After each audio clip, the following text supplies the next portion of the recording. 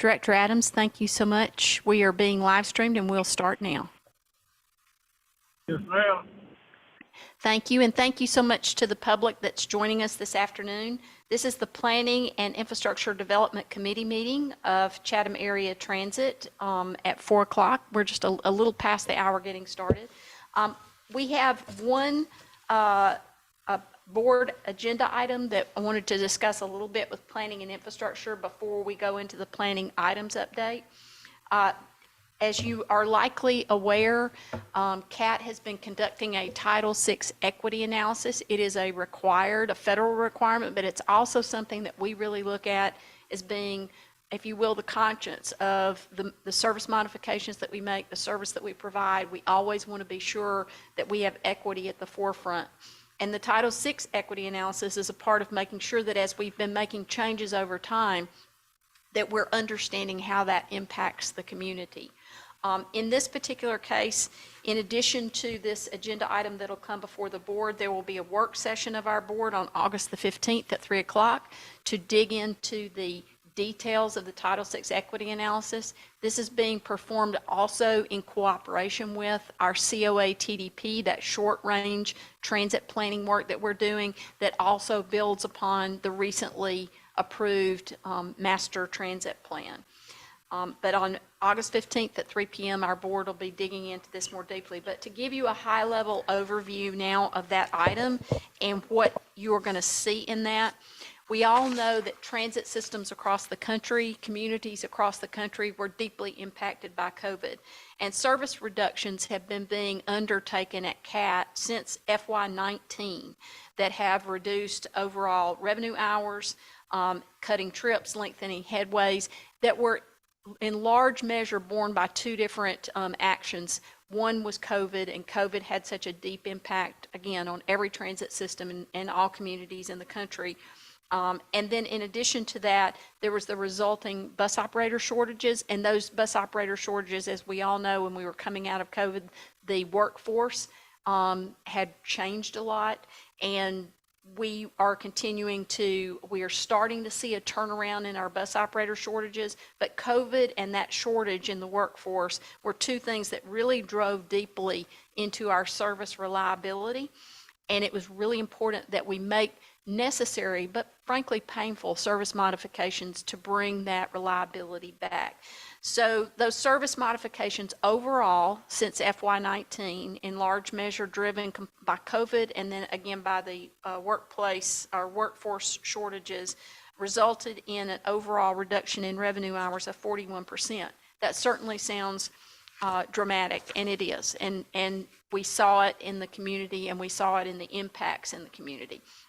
Minority populations represent 72% of CAT's riders, and low-income riders with household incomes less than $50,000 represent 80% of CAT's riders. And all of these have been affected by the service reductions. So it's really important that we take this moment with this Title VI equity analysis, even as we're bringing services back, even as we're seeing the first ever fare-free service expansion outside of the downtown area with the recent expansion to Carver Village and to Cloverdale. Even as we are starting to restore service in other areas and build out around microtransit, including in areas that are represented in an equity, with our equity lens in East Savannah. These are important evaluations that we're making. So even as we're seeing and we're talking about and having to own all of that impact that was held, and we're starting to see ourselves come out of it, the COA TDP has evaluated transit service performance with a focus on equity, and we are proposing these incremental service improvements that restore pre-pandemic services and increase service frequency in high ridership potential corridors. The COA TDP initial recommendations, and again, these are built upon and work in conjunction with the master transit plan approval that was recently adopted, will, when implemented in 2024 and beyond, will provide a frequent service network with 30-minute weekday frequency on many routes. When we look at that pre-pandemic 2018 timeframe, this implementation of this plan will increase frequent transit network populations, including, and here's the good news from the place where we've been and the struggles that we've had in service reliability and meeting the needs of the community. Families in poverty within a third of a mile of frequent transit service will increase by 59%. Minority populations within a third of a mile of frequent transit service will increase by 71%. Households without access to an automobile within a third of a mile of frequent transit service will increase by 29%.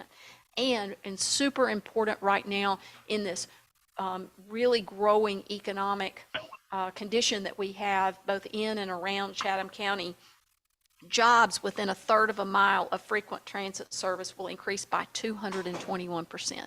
And that's again with the implementation of the suggested improvements in the COA TDP, the short-term planning piece, as well as in the master transit plan. That's why it is so incredibly important that the strategies, it's important to have these planning efforts. They're critical to being able to attract the dollars so that we can implement these projects, so that we can serve the community, all of the community, including those that need us most in these equity populations and equity areas. But having this moment to take assessment of that, and again, the Title VI equity analysis itself is one that the federal requirements are that we must adopt that, approve that for the board to acknowledge where we've been and also look at where we're going.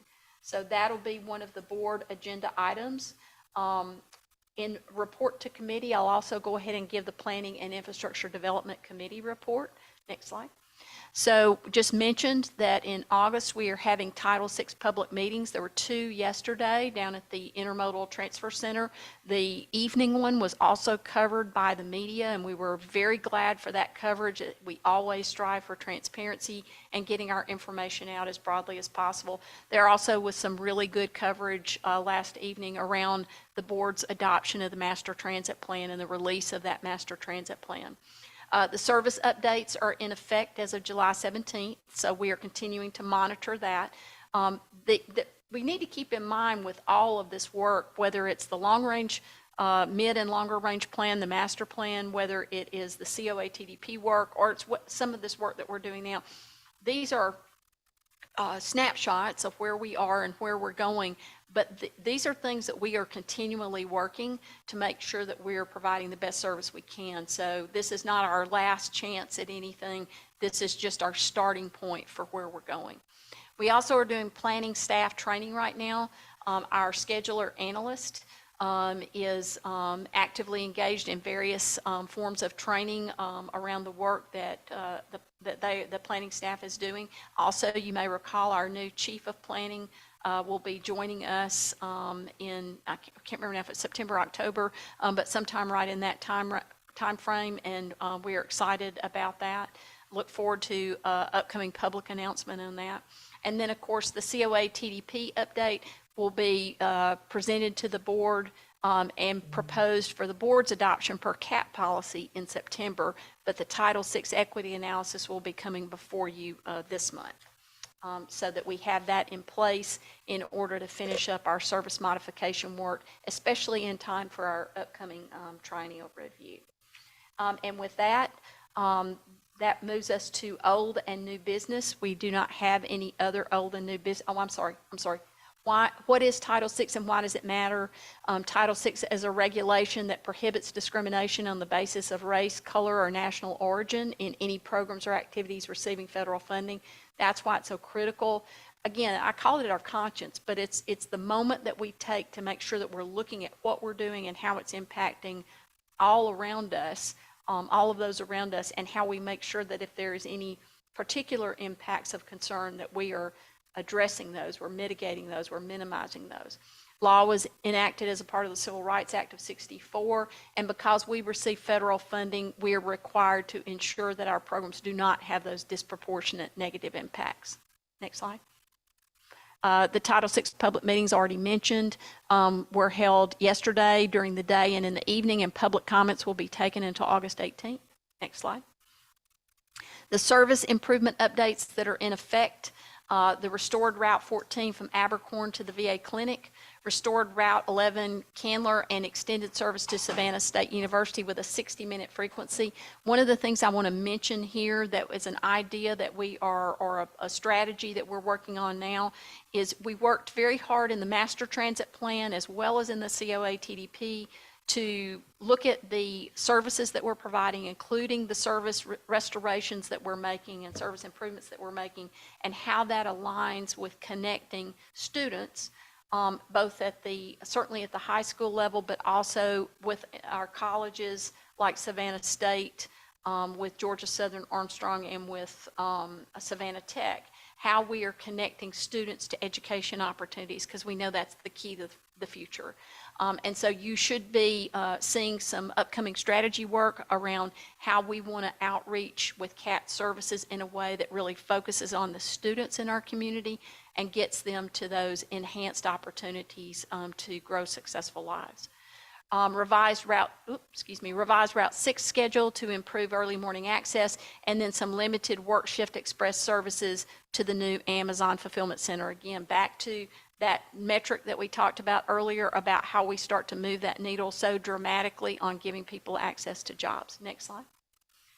Help CAT plan the future.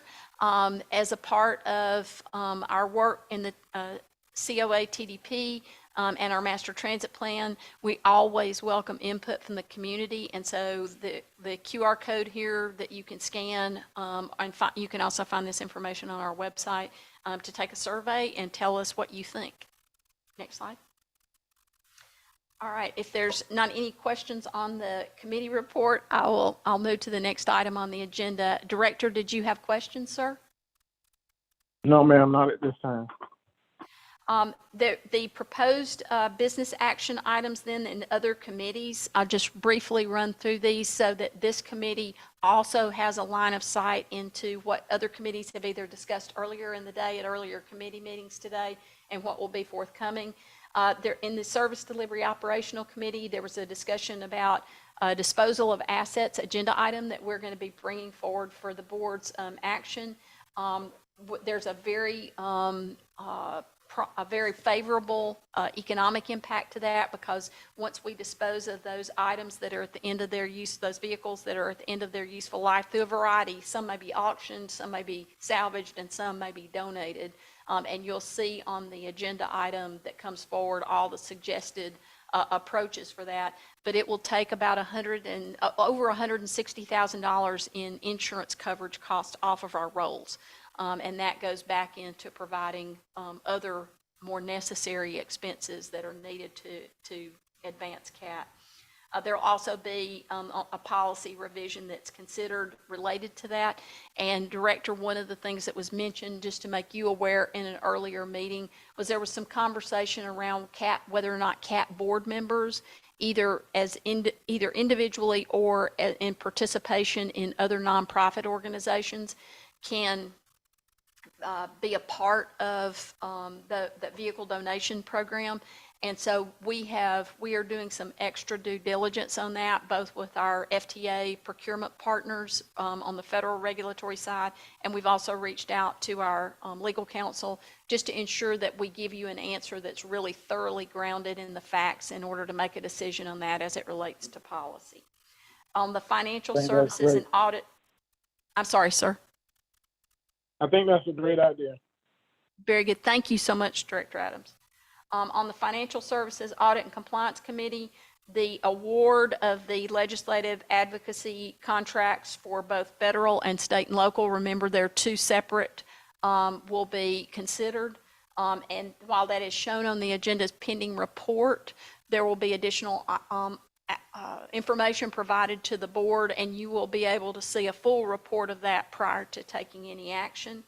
And then in executive governments, on the property and indemnity liability and hull coverage renewal, which is our marine insurance, the reason that is still pending report, and we talked about this also in one of the earlier committees, is typically what happens, and you know this, and I know Director Adams, you certainly know this from your participation long-term in CAT, that oftentimes our insurance broker, and we appreciate them doing this, is negotiating right up until the last minute to get us the very best possible, the most for the least cost, right? The best coverage for the least cost. And so oftentimes, the reason this one is pending report and you're not able to see it is they're still trying to negotiate that most favorable position for CAT. So we don't have the finals to be able to send to you, but you will have the opportunity to certainly see that and ask questions about it prior to taking any action. And with that, we have no other items, and Beverly, do we move forward? Director, did you have any other comments or questions or items before we adjourn? No, ma'am. No, ma'am. Hello? Yes, sir. No, I don't have any questions or comments. Thank you. Well, we always want to make sure, Director Adams, if you ever have any questions or you feel as though a question is not being fully answered, please be sure to ask me, because we always want to make sure that we're 100% transparent and that you have all the information you need in your governance role here at CAT. So thank you, sir. Thank you. Okay, thank you, Director. All right. You all have a good day. You too, sir.